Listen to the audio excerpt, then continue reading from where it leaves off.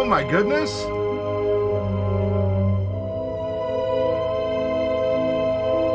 Well, we are starting out strong. We are starting out strong with Macabre Derek coming in on a raid. Yeah, right. It is pretty good for a raid of his, right? Wanted to support and was out of Coke Zero. Oh well, thank Derek. Go get you some Coke Zero. I mean, if you want to lurk, although probably a lot of what I'll be talking about is redundant. I did make the offer to Coffee Cat as well as an ST to offer opinions, solicited or otherwise, about the topic at hand.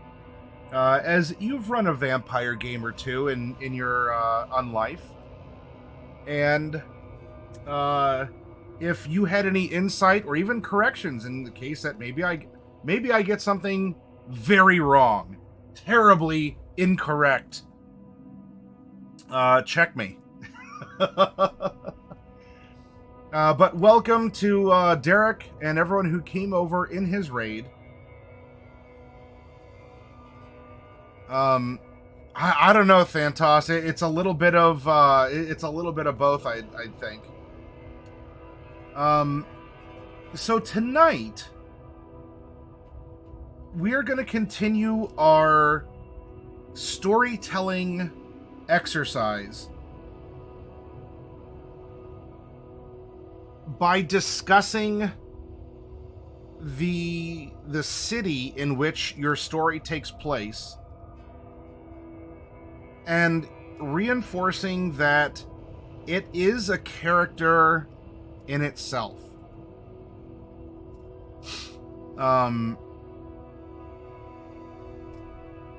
And it's important to remember because vampires are parasites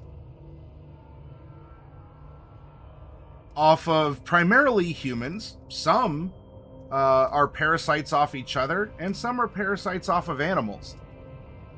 Though there is still an ultimate dependency on humans, not just for blood, but for more vampires, in order to create more vampires. You may be able to you can sometimes drink the blood of a cat. You could even ghoul a cat, but you can't really vampirize a cat. It's seemingly a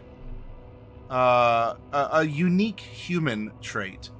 Though, if you ever did want to have your what if in a World of Darkness story, that's an excellent entry point.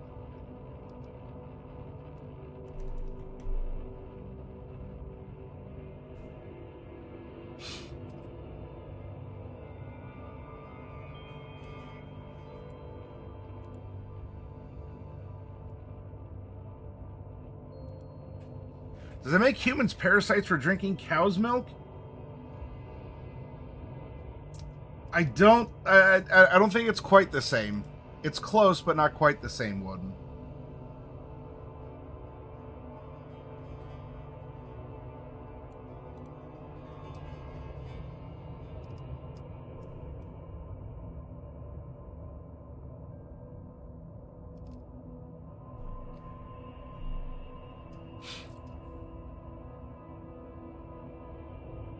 Well, not all parasites are, they parasitize until death.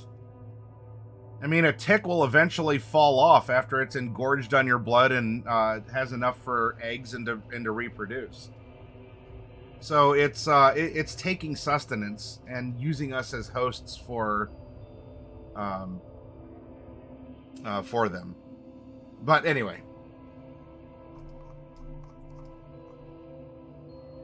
Why are the cities important?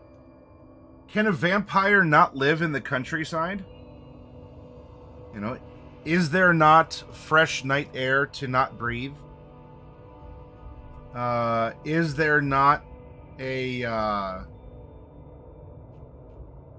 Is there not a populace in the suburbs or in rural areas? Why can't a vampire in Vampire the Masquerade live in a brooding, decrepit castle atop a cliff, miles from the closest village? Well, they absolutely can. The question is, how are you going to get your sustenance?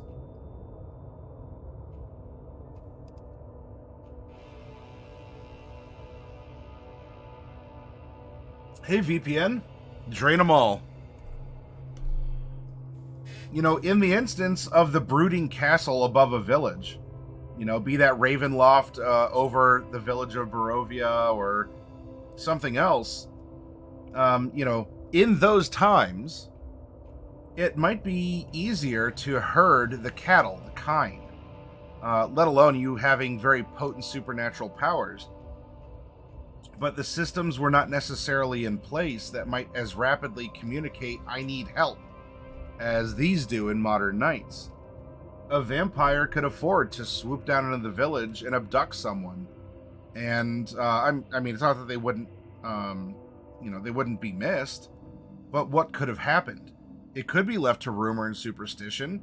It could be that, it was probably spies from the next kingdom over. There's all sorts of things there so a vampire could just regularly feed in that regard.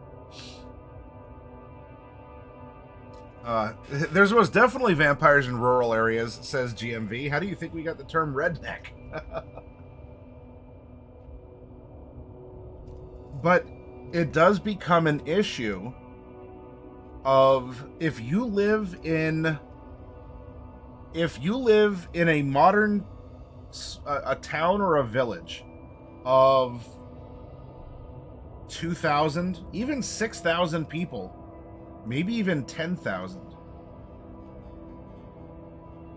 It's a lot easier for neighbors to notice things, because there's a certain smaller set of behaviors and noises and activity that there's an acclamation towards. A different culture, perhaps, of that kind of rural friendliness. And if something happens to a neighbor, and that neighbor's 10 miles down the road, and they're your closest neighbor, you still hear about what happened to your neighbor. And so it's not impossible. It's just that the food is a lot more wary. It's perhaps less domesticated. You can raise rabbits in a hutch, and you can slaughter them for meat or fur, and they're pretty docile. Don't really ask questions when other rabbits disappear. It just happens. It's always happened that way. Ever since I was born in this hutch, rabbits just keep going someplace, and they don't come back. So I don't expect any different. Wild rabbits expect something different, in a sense. So that's a comparison you can use. But it would be fun, I think, to run a suburban or maybe even a rural style game in Vampire. It's its own unique challenge. And of course, the vampires who choose to reside out there and make a suburb their domain, or some small town, would certainly have a different set of skills that a big city vampire wouldn't. Hi, Rosewolf. Because so too, maybe if you have control on the local police chief and or the county sheriff, if the town is too small for a police force, so they have to rely on the county for it. Hey, it's it's less scales. You only have 2 thumbs, but it's less scales you have to put your fingers on in order to control the flow of reports and information. Yeah, GMV, rural humans are kind of gamey, not like the sweeter city humans' blood. So odds are your chronicle unfolds in a city. Vampires belong in a city, the natural habitat of the unnatural. Like rats and cockroaches, they thrive wherever humans congregate and build their homes. As the storyteller, you shape and use the environment where your characters live their unlives. The city has two key functions in your game. The first, obviously, the city acts as the stage on which everything happens. The second, the city provides 1,000 reasons for a player and storyteller characters to want something. A city as motivation seems more abstract than city as scenery, but plays a more important part. Stories emerge from character motivation, which you can tie intimately to the geography of your city. Consider hunting. All kindred hunt for blood, the defining quality of the vampire. This makes humanity into a resource, a foodstuff unevenly distributed across the cityscape. Some areas are easy to hunt in, others are hard. What's more, individual taste can make an area unusually desirable or undesirable. Hi, Capo. For example, a given Ventru prince drinks only the blood of homeless vagrants. Many of these sleep in the city's metro tunnels, the domain of the Nosferatu. Since the Nosferatu hate the prince and know about their culinary predilections, they have decreed the tunnels off limits to everyone, even members of their own clan. Ostensibly, they seek to maintain the Masquerade and avoid suspicious deaths too close to their havens. But everyone in the Camarilla knows the real reason. The question is, so that's an example. That does not have to be a hard and fast truth in your game. The question is, will the prince assert their privileges and hunt in Nosferatu territory, or will they accept the Nosferatu rule and risk appearing weak? If they hunt, they destabilize the city for a petty personal reason. But if they don't, it suggests they don't have complete control over their city. And when you have undying beings looking for something to do because they're bored, and or they're following their beast's commands to gain wealth, power, to assert themselves over others, well, as a prince, you gotta have that, you gotta exude that big beast energy. But not be bestial, because then, oh, how uncouth. Can we really trust our prince to guide us? It's kind of a same surreal and unreal standard that we hold even human leaders to. Should they, in a sense, be a cut above some sort of moral or something, above us mere plebs? Presumably, we tend to think of people in positions of leadership as such. But they're also people, and they do things that are hypocritical, get themselves in trouble, or will clutch pearls and go, oh, how dare. Meanwhile, that person's doing the same exact thing, it's just not as overt. The way Kindred divide and organize urban territory resembles the medieval feudal system, although local variations abound. Anarchs assign territory by arbitrary ideological guidelines that rapidly devolve into to who knows whom, and who has the support of the Baron or Council tonight. In both cases, strength provides the ultimate title to turf, while favors, hierarchy, and territory interplay to create conflict, or in other words, to create story. For example, the Prince of a Camarilla city gives the docks to the sheriff. The sheriff is too busy with their duties to hunt, so they give 5 other vampires permission to have their havens in the sheriff's territory and to hunt there. In exchange, they must provide the sheriff with a regular supply of vessels. Kindred feudalism generates story options for player characters. If the characters are in the bottom of the hierarchy, they need a place to live. This provides a simple goal with a clear set of options. Do the characters decide to live in a downscale suburb claimed by nobody? The upside is freedom, the downside is poor hunting grounds and unglamorous unliving. If they want something better, they may decide to take over the house of a rich family and make them into blood slaves. But to do that, they need permission from the Toreador, who have the rights to the territory. Again, in an example. In exchange, the Toreador Primogen demands that the characters must organize the amusements for one night at the Elysium each month. This way, a simple question of living arrangements starts to transform into a story. The same happens when it comes to feeding rights. Perhaps the characters want access to a new feeding territory because they need to feed on another type of blood. To do this, they have to feed illegally, with its own interesting story consequences, or seek permission. Maybe a Nosferatu elder controls their desired feeding area, and their price is open romantic companionship at Elysium. If the characters advance from the bottom of the hierarchy, or if the chronicle concerns more established vampires, they can use the system from both perspectives. They need to do favors for others, but they can also demand favors of their own. And if you're unliving forever, make sure you're unliving well.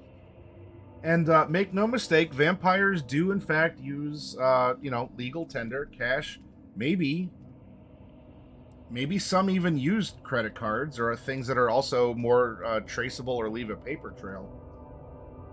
But the most valuable commodity among vampires are favors, boons. The reason being, money can be easier to come by when you can manipulate people's emotions, their minds. You can just completely enslave someone to you by sharing your blood and ghouling them. Money can help, but you don't need to go to a late night Taco Bell run as a vampire. You don't need cash necessarily for anything more than a cover. Oh, I'm paying my rent. Yes, it's cool to have that, that one room studio apartment that costs $5,000 a month because you live in the big city. But really, do you need it? Maybe some vampires could argue yes, but the big thing is if you can get someone else to do something for you, you are limiting your exposure to risk. The fledglings will do it. Or, you know what? I am not cut out to go do this thing, but a friend of mine is. So I will promise my friend vampire a favor if she, using her set of skills, can go out and do this thing for me that I'm not very good at. So that vampire risks herself, comes back, and is owed a favor or a boon from this other vampire, who might use his particular set of skills in order to provide something else. There's a whole economy. There's a whole economy of favors that has its own credit system and everything. Because at least some of those favors are recorded in Elysium, though many more might be, private. But if you are known as a boon breaker, as someone who reneges on a favor, or who runs away from what is due, well, depending on the level of the favor, how public it was, or how important it is, that carries consequences. And when you have the entire rest of eternity, presumably until the sun blows up and evaporates the entire planet, you kind of need a good reputation on the other people who you may not like, but who are able to use their own positions in order to help you. So you have to play nice, even though there's this thing inside you that makes you not want to play nice.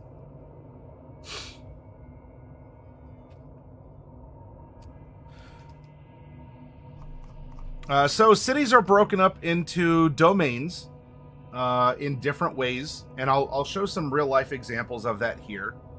I'm not going to read the entirety of the book. If you have it, crack it open. We're on page 320. Follow along, right? Read along at home. You brought your book to class, right? But I'll show you some real life examples. And by the way, if you don't have a book, I know a guy who can hook you up. Let me know. So some domains might just be it's this block to this block. Or it's, I don't know, just the campus of this or something else. Domains of association might be a hospital complex, a shopping mall, the sewers as something more vague. Something that's more divided along authority. Hunting territories. And these are all things that I tried to touch upon in the Red Deemer. As an intro story, I wanted to sprinkle in, yes, Styles, this is the core rulebook for V5. And also, hi, welcome. In that intro story, I wanted to make sure these concepts were touched upon. Dark Wolf was the only brand new player who had never played before. But in their own ways, I hope the other participants were able to see that even in a little 3-shot story, there's a lot that can be said over. Delivered September 8th? Oh, did I don't know if I sent out a delivery notification to you, Styles. Well, apparently I must have sent the book out to you.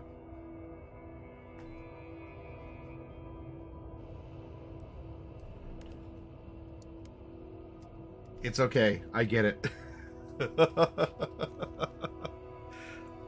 I'm razzing you.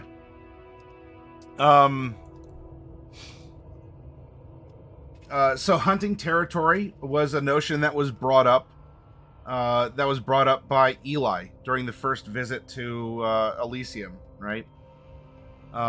Because it is territorial. It's where you are getting your food, and you need it to unlive. Otherwise, you get hangry, and when you get hangry, things go south pretty quickly. This talks about graffiti, subtle marks that are left around. It could be a scratch pattern. It could be on a brick wall. Anywhere you see the third brick in from a corner that's 3 feet up. I don't know. It's the mark of 3x3, or I don't know, whatever. Third brick in, third brick up. And it's painted more of a dark brown. Not even like a bright yellow or something. That is a territorial marker. Vampires don't get the luxury or privilege of being able to, take a whiz on a tree and say that's mine. Their glands don't work. They don't have scent glands, or sweat or other such things. So vampires have to mark their territory in other ways. And vampires might know each other's marks, their territories, if it's coterie by coterie or even individual by individual.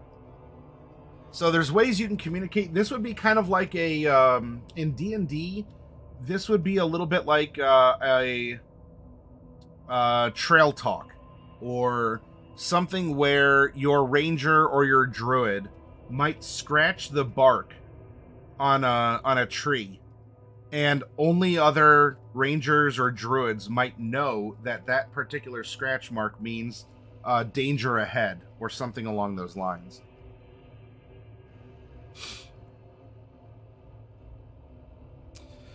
I'm not going to get into the mechanics right now of the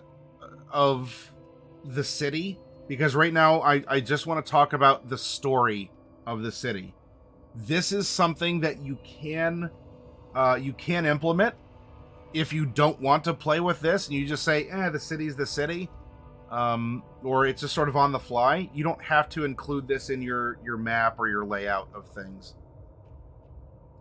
But if you want to get more detailed, if you like plotting or planning, or you just played a lot of SimCity as a kid, and you say, no, I'm going to make my own city and everything is going to be detailed and everything else, there you go. This is world building. Even though you might use a city that you live next to or in, or you've never been before, but you just look it up, or you can create your own city out of thin air. And you just plop it down in the middle of some other place, and you come up with a history and everything else for it. You can world build in as excruciatingly detailed and or fantastic a way as you could in a fantasy RPG setting.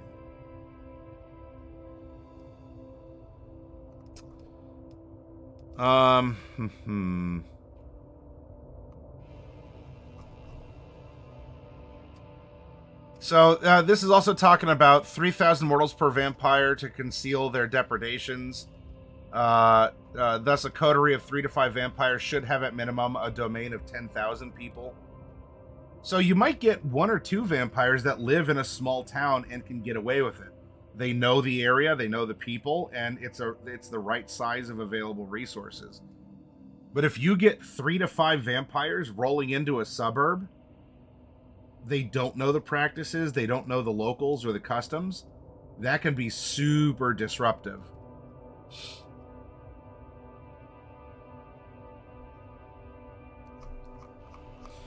So there's a lot here, and don't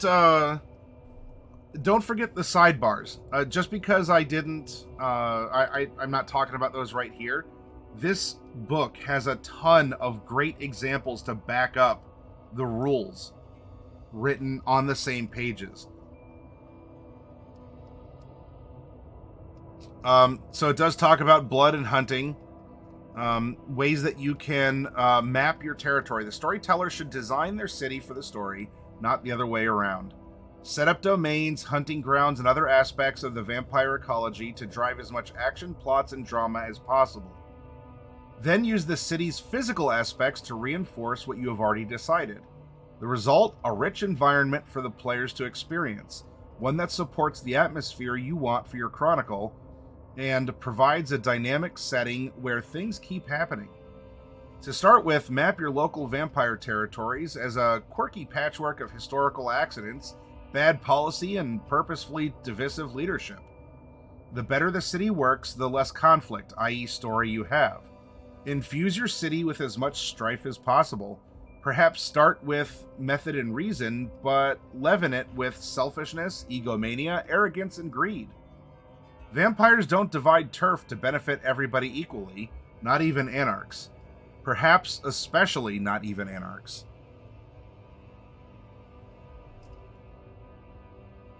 Mix your domain types, the territorial or the abstract.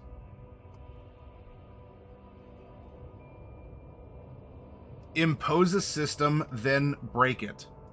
In their wisdom, the prince has decreed that all the Camarilla clans must have territories of equal value.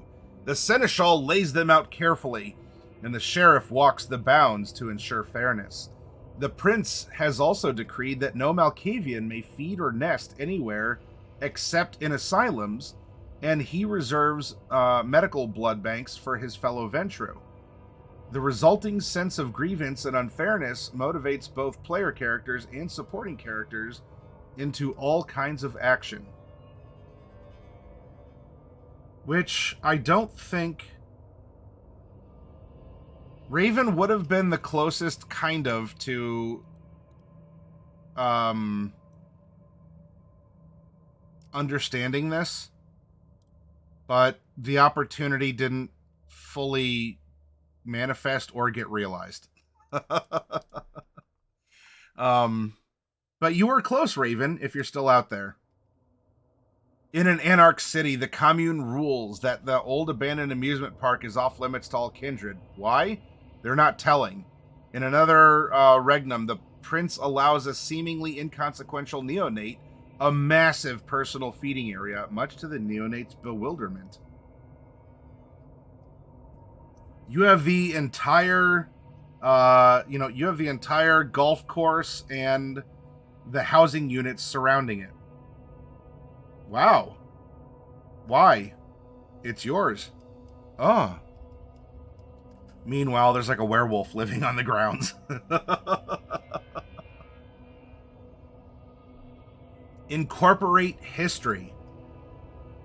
Quirks and curiosities in domain divisions can spring up from events centuries ago. Why do the Malkavians have a massive territory in the suburbs? The prince granted them the domain in 1723 and failed to anticipate the massive expansion the city would experience in the coming years. What was once a prime hunting ground of seedy juke joints got homogenized into middle-class housing after World War II or in the 1960s. Atmosphere, especially in horror. The atmosphere of your city. Like, the background music right now is kind of a darker, more of a cyberpunk dystopian sound. A vampire city is a world unto itself. In the shadow of the Second Inquisition, communication between cities moves slowly and fitfully, traveling with couriers and by physical letters. Most kindred leave their regnum only with very good reason. Local princes, barons, and strange cults rule their urban domains in panic and with terror, and local variance in kindred customs is huge. What does your city feel like? This ties very closely to the question of what kind of chronicle you're running. Ideally, the city supports the themes and ideas of your game, providing the appropriate backdrop to the dramatic action. You can approach this in two ways. Take an existing city that has the right atmosphere, or impose the feeling you want on any city you choose. You were close to... Raven, you were close to this. I think I passed it. Impose a system, then break it.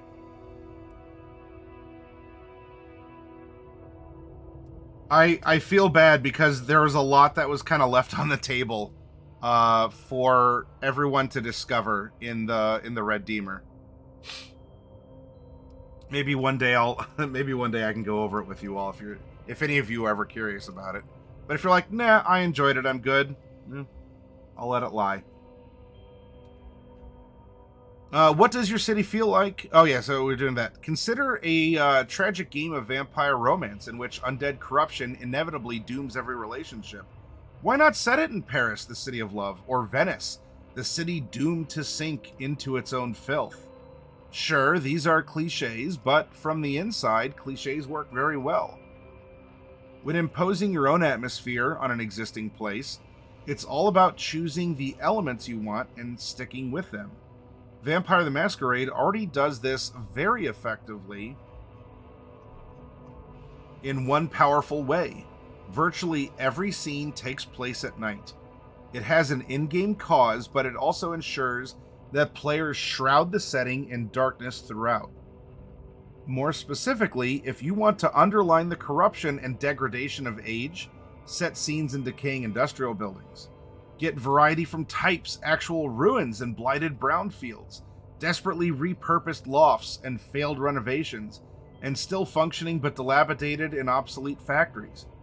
For sadness and loneliness, favor rooftops, eternal rain, and late-night cafes where every patron sits alone. Obviously, verisimilitude, as much as pacing, dictates that you change up the mood sometimes, but repeating simple environmental motifs effectively builds atmosphere. Remember, things don't always need a rational explanation. Why does the Sabbat informant want to meet the characters in a derelict church? Because they feel like it, and because it works dramatically.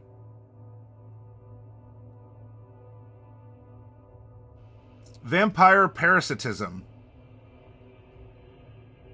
This, again, I'm not reading everything. This gets into what I had touched on earlier, about that odd relationship between kindred and kind.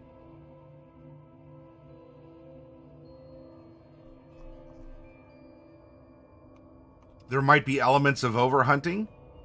Again, if you don't want to If you don't want to really measure that, and you just say there's enough people in the city, as long as the feeding scene is narrated acceptably, I'll allow the roll and we move on with it.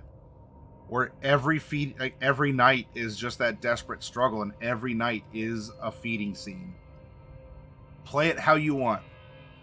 Zone out your secretly or overtly zone out your city with events, groups that are happening. The potency or the resonance of various individuals, or the resonance of a group that gathers together for a rock concert, and then they're all kind of staggering out on their way home, but their blood, after being stirred by that band, might have a different taste that a vampire wants.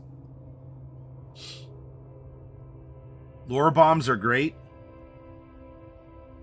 I intended the lore bomb to drop in game. But, I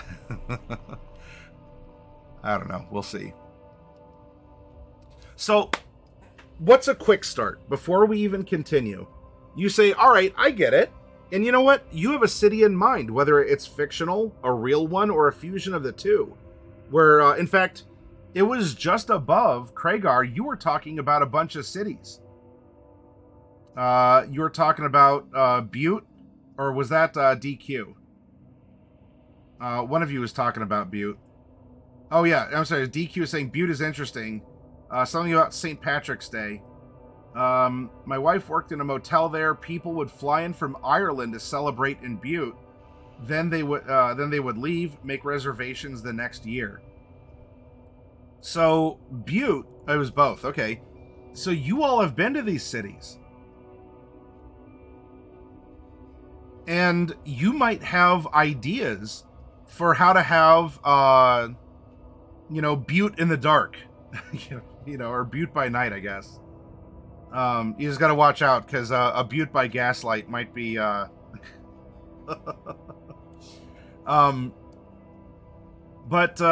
even out your all's way, it's a different type of city. It's a different type of structure and culture.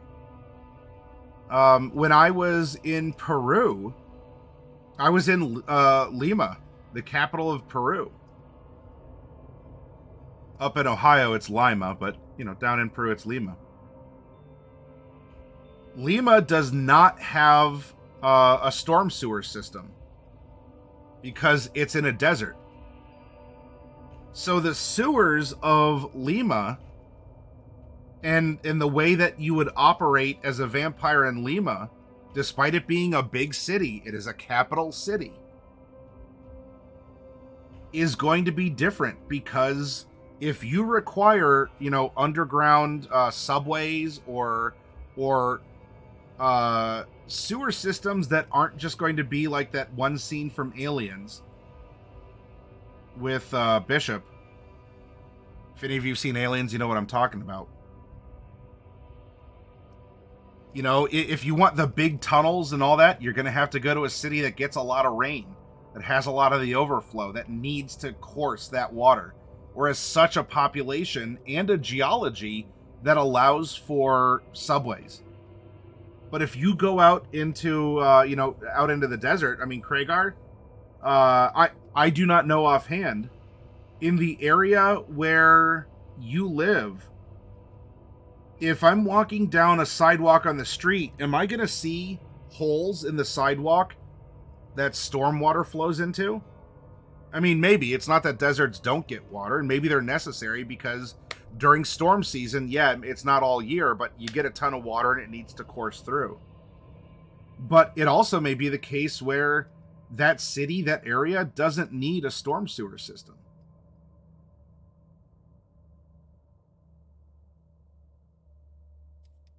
Or because of one reason or another, I don't know. It's a different human culture, which is going to reflavor the vampires that live out that way. Or if we're talking about Montana, oh wait, doesn't it all go down into a bunch of like cisterns or something below ground? And it's kind of like a gray water system that keeps recycling. Kragar? Or do I have a misconception on that? But if we're talking about Montana, and again, correct me if I'm mistaken, Montana has a bunch of hot springs. And now you go, huh? A bunch of hot springs. So Montana, might have a sewer system, but whether it's your Nosferatu or just anyone else, there might actually just be cavernous systems, undiscovered or discovered but conveniently forgotten, that the vampires use. Because it's already there. It's underground. They don't need the artifices of humans to do so. Kragar says, it's dumb because when we get a lot of, or when we go get a ton of rain, it runs down the street and then ends up going to a wash. Okay.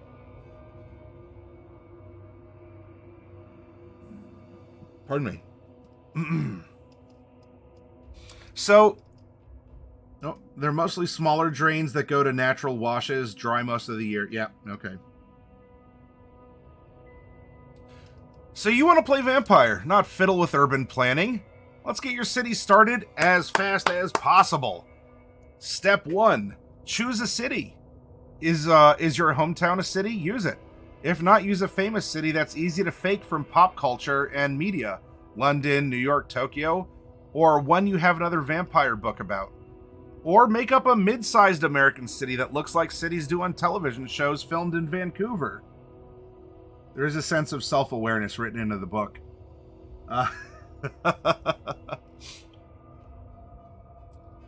Step 2, pick a starting milieu.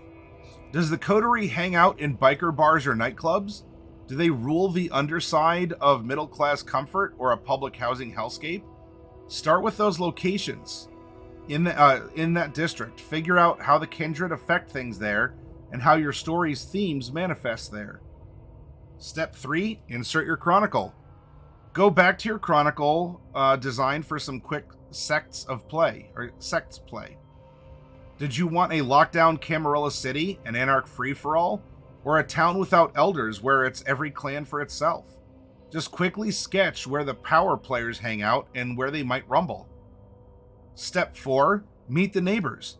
Spend a little bit more time with this specific corner of the vampire ecosystem the coterie starts out in. If they start by tangling with the Bruja, figure out the deal with the Bruja, where they rule, where they want to rule. Step 5, start the game. Build the rest as the players encounter it and as you need it. Nice and easy. So here, Kragar, can I put you on the spot? From the cities you were just talking about, choose one. I want to put you on I want to put you on the spot for a quick start vampire session. Name a city.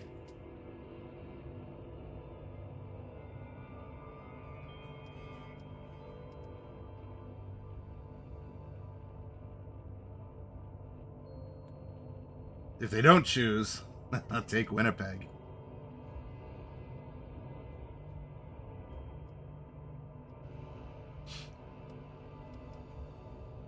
Okay, we have the city of Browning. About how large is Browning? How large is Browning?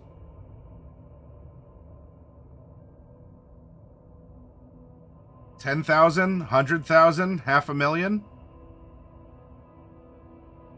Bane says you can choose any Canadian metroplex like Minneapolis.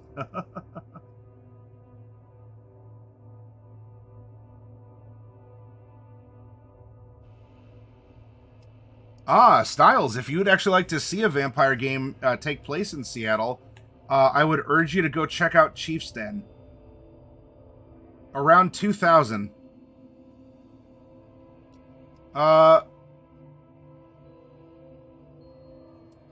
Let's go. Not that you can't. You can have a small city. Kragar, if you're not choosing, can Kragar can Mrs. Kragar choose a larger city for me? It doesn't have to be a megapolis or something, but maybe something 20,000 plus, maybe more. Yeah, I would like something larger than like a small, like a village or a small city or just a large town. Yuma. All right, about how many people live in Yuma?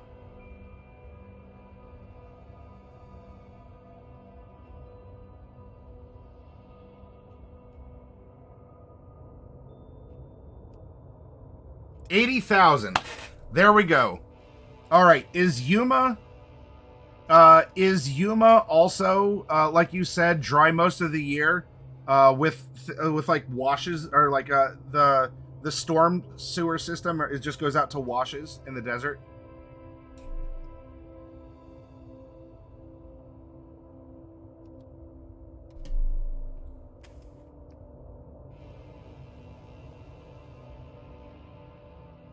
All right. And Yuma does not observe daylight savings time, correct?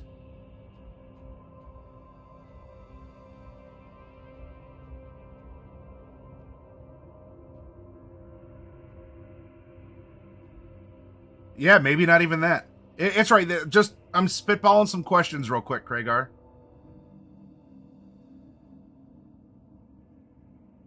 All right, Kragar, I want you to tell me the real reason why in Yuma and the state in general does not observe daylight savings time.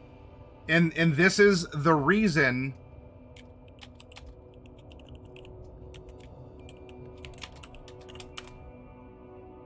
The reason why daylight savings time is not observed in Arizona.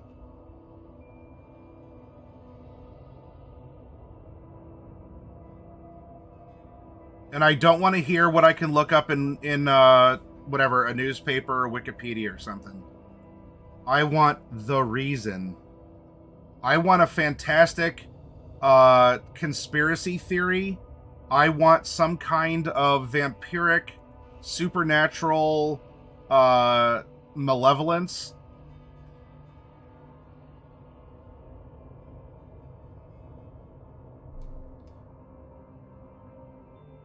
Well, I guess you can't get much older than some vampires.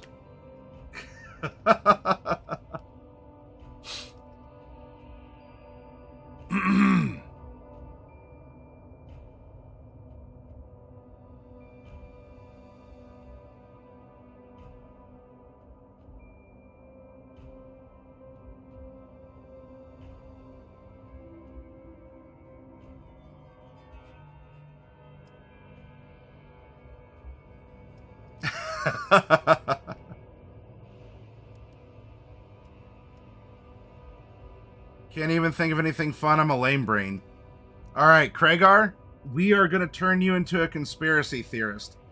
Bane is throwing off some ideas here.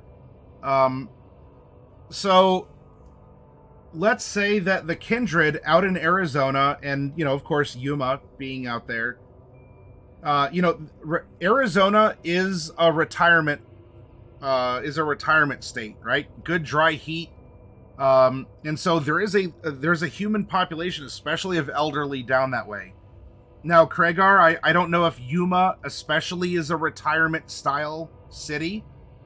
A lot of pensioners or retirees go there, maybe. But the vampires who need to feed on people understand that they're competing even against the Florida vampires, and it might even be Camarilla in both cities. And so they need to make things as attractive as possible to get more people who might not be able to fight back as hard.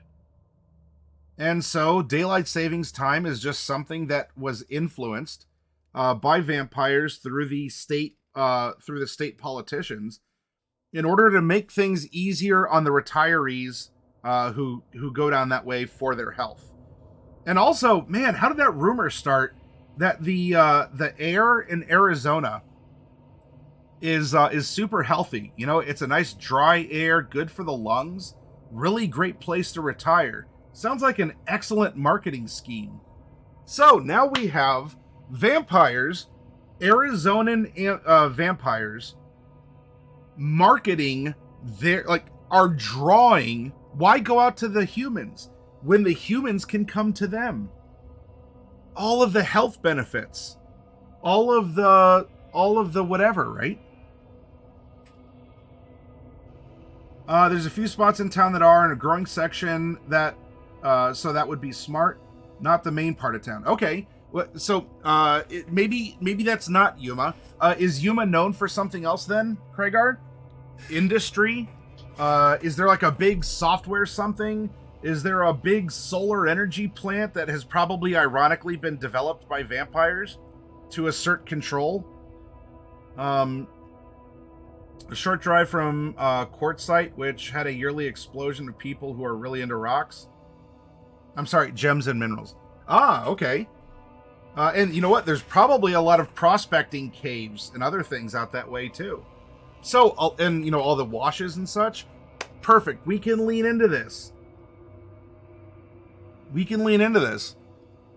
So, Craigar, I'm going to ask you, and there's no correct, there's no right or wrong answer. If you were to run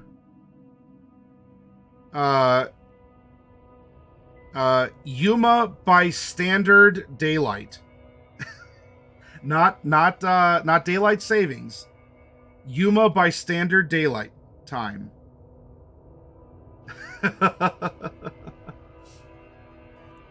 What would the mood be? What would you want to explore? Pure survival? An irony of vampires living out in a very sunny, desert area? Is there a mood of, that would you want something like really dark and broody? Or, is it more of a Wild West? Or are you seeking more, you know what? Maybe this is where vampires come and retire as well. And so it's actually, I would actually find it kind of funny to play a bunch of like elder vampires that are really just, it's more like a small chess game in a city of 80,000 people. And so the big power play is shutting off the power to the newly built retirement home in order to pull a prank on the next older vampire that retired to Yuma. Because, unfortunately, there might be 10 people that died in the power outage. But you denied that other vampire 10 residents in the retirement tower. And so, hey, it's just a prank, bro. So it's a way for vampires to, I guess, they treat it like an arena, but one without like huge overarching, wow, a building with, with 10,000 people in the one building collapses, and that's a little bit harder to cover up than a power outage at a retirement home. But you still get to feed the beast. Most sun year round. So what kind of a story? Maybe one of exploration. Would you want one where actually there hasn't been vampires in Yuma, and for some reason anarchs or Camarilla or both are trying to actually establish a beachhead in Yuma? Would it be a turf war thing?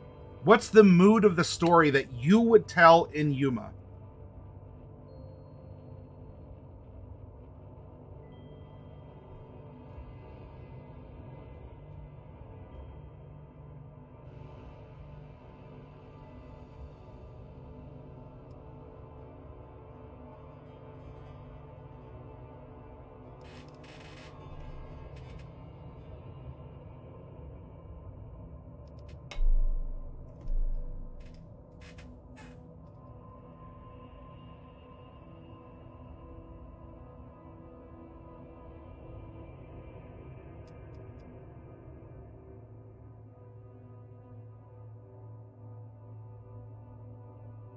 I'm picking on Craigar, and he's having to. Apparently, he's typing on mobile here.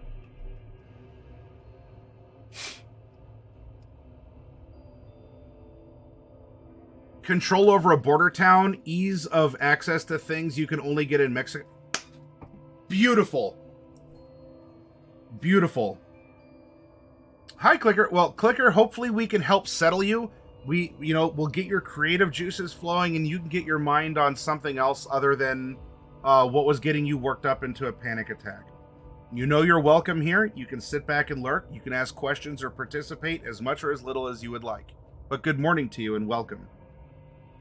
Kragar just brought up a big part of why would vampires be interested in Yuma. Control over a border town. Ease of access to things you can only get in Mexico or further south. Perhaps some newfound thing from ancient times. Right. And in Vampire, you can dip in. You want to dip into Mesoamerican ruins and artifacts, or you want to dip into other supernatural things like werewolves or mages, and so maybe within the Mesoamerican tribes that were developed into Central and South America we know today through the Spanish conquistadors, and now in more modern times just through culture, especially through North America, just a free flow of goods. Maybe you get into the concept of these more ancient vampires that maybe didn't have an origination in Europe or the Middle East, or you get into werewolf stuff, you get into mage stuff, or if you go, you know what, in my chronicle, I will play into the belief Mormons have that Native Americans were wandering Israelites, and so actually the vampire clans born out of the Middle East traveled across the Bering Strait into the Americas, and you might actually have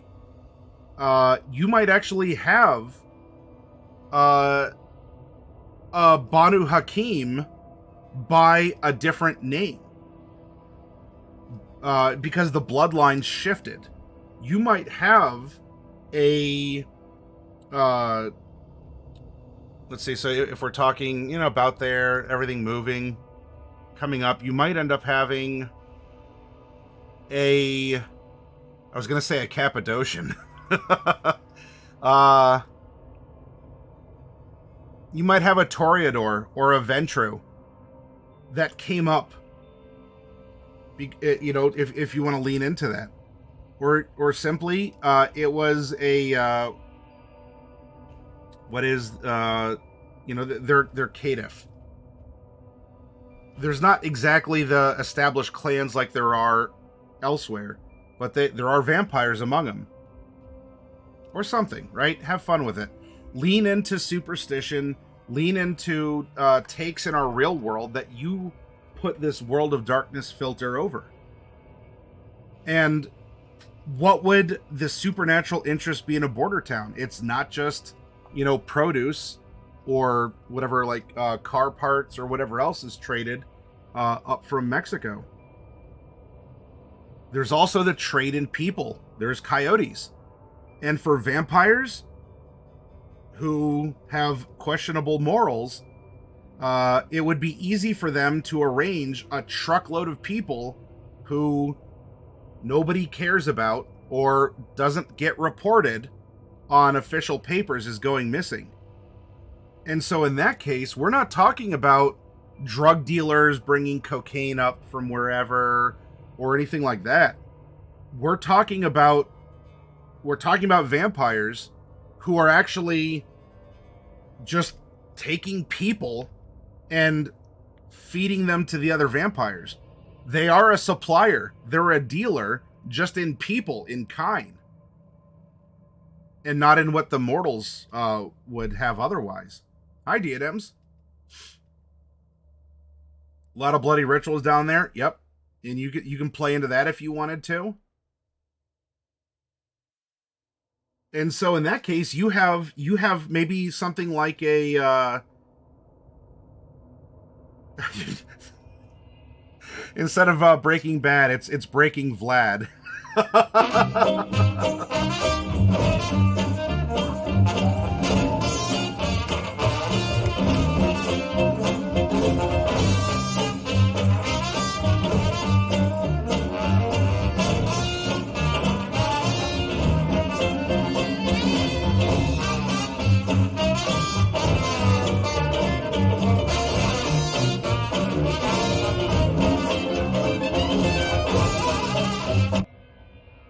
Hello, welcome Raiders from Gaming Zenina Zero. Vazel Zaju, it's good to see you again. So there you go, Kragar.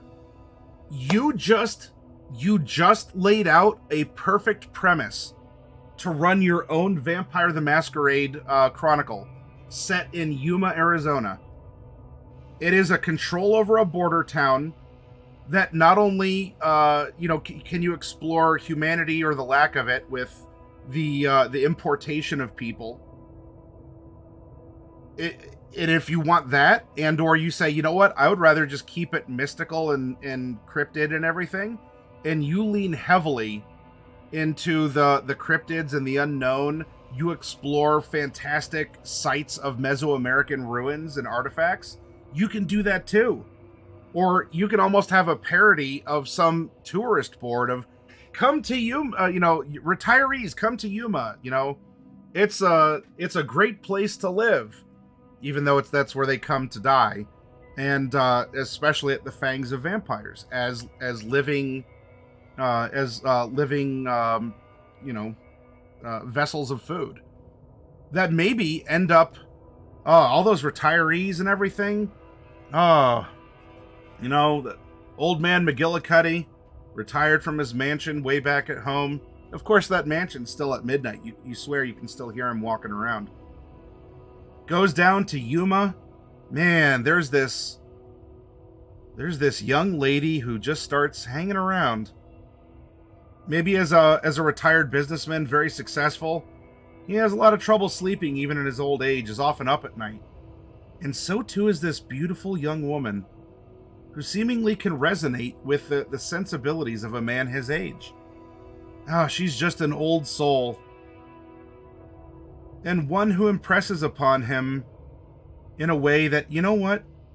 I won't live forever, but you know what? When I die, maybe I'll leave everything I have to you. Not like my ungrateful family would understand. A monster, they call me. Pfft. Look at you. You're so beautiful. You would know a monster if you saw one, right?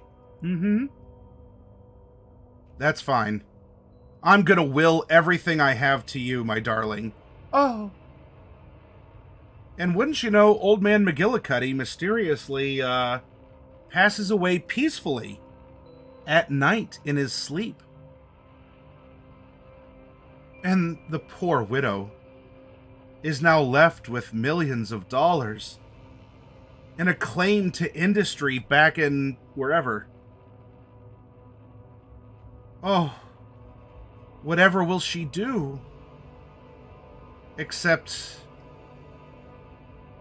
use that as a jockeying position among her own clan or among others who would love to buy from her that stake of control over humans in that other part of the US or elsewhere.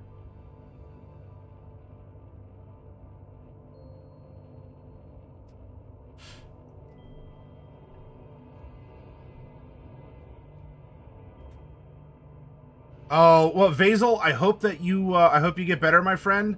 And Zeta, I hope the game you're playing in retro, I missed exactly what it was. I'm sorry, but I hope that you are having fun with it. But there you go. You can explore all kinds of stuff. And whoever thought that Yuma by night. In fact, Kragar, real quick. How is Yuma powered? Is Yuma actually powered by a lot of solar power now or wind? Is it powered by a local nuclear reactor? Is there a bunch of natural gas that is being fracked or whatever and powers the city?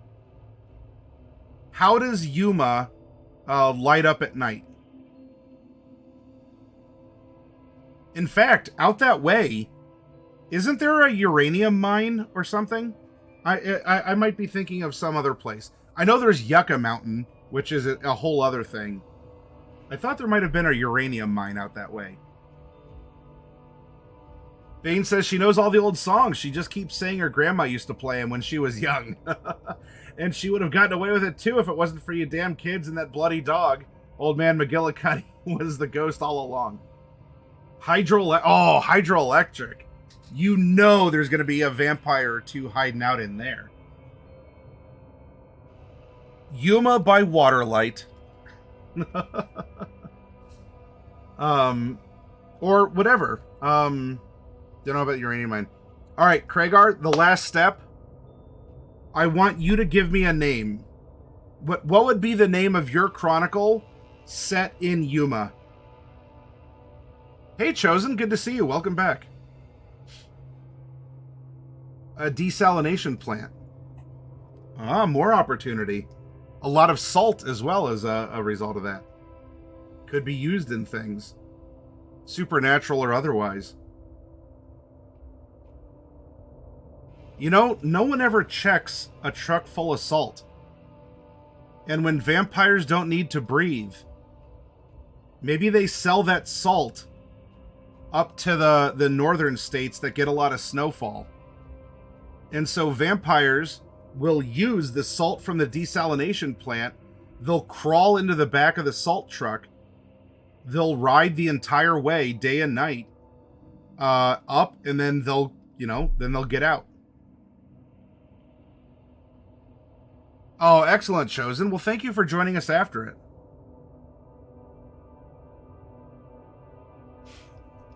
But you see how easy it is to do, everyone? You come up with the concept, you tap a couple aspects of it, and immediately, well, I don't have the relationship map up here. I can try opening it, but immediately, even though Yuma is only 80,000, that actually might be able to feed a lot more vampires if you lead into the darker aspects of what being a border city might entail.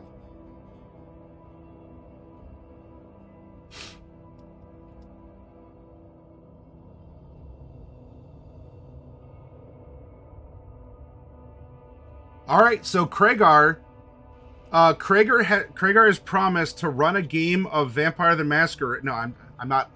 Kragar, it's okay. I'm not promising on your behalf. But look at that. Kragar says, I'm willing to, in a hypothetical setting, I'm willing to run a game of Vampire the Masquerade. I'm going to call it 410 to Yuma. Who's interested? And then you set a group of vampires loose in the city of Yuma. And you explore the washes, the desalination plant, the hydroelectric plant, the desert surrounding the city. You explore the border. You explore whatever other industries. That quartz mine you said that's nearby. There's a lot of awesome locales, let alone bringing in any kind of interest in the supernatural that Mesoamerican proximity can bring. Amazing. You have a dynamic world, quote unquote. You have a way of shipping humans and vampires in and out.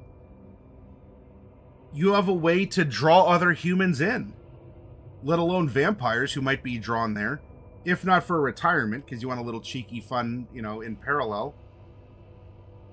But, yeah, consider it.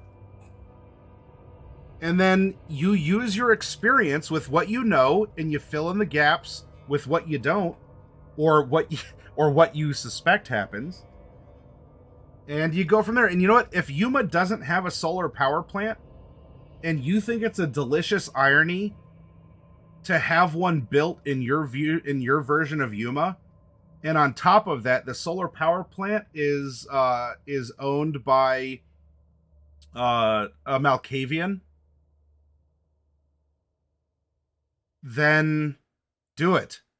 It doesn't have to be an exact 1-for-1.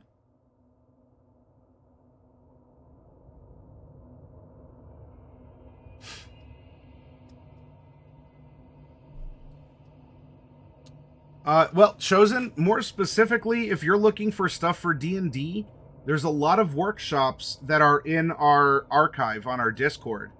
So if you have the archivist role, you can see workshop after workshop of city building considerations, developing them out as settings specifically in D&D. But the things we talk about, even for Vampire, like the relationship map, or even this nature of a vampiric city can very easily translate into a parallel within a fantasy setting, like Pathfinder, Warhammer Fantasy RPG, Zweihander, D&D, or anything else.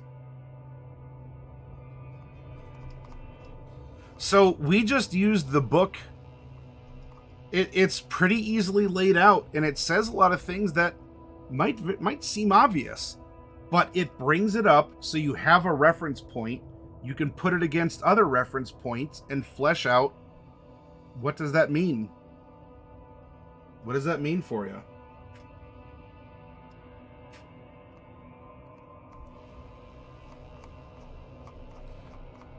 All right. With this spooky picture, I'm going to get up real quick. I am going to refresh myself because I'm almost out of agua.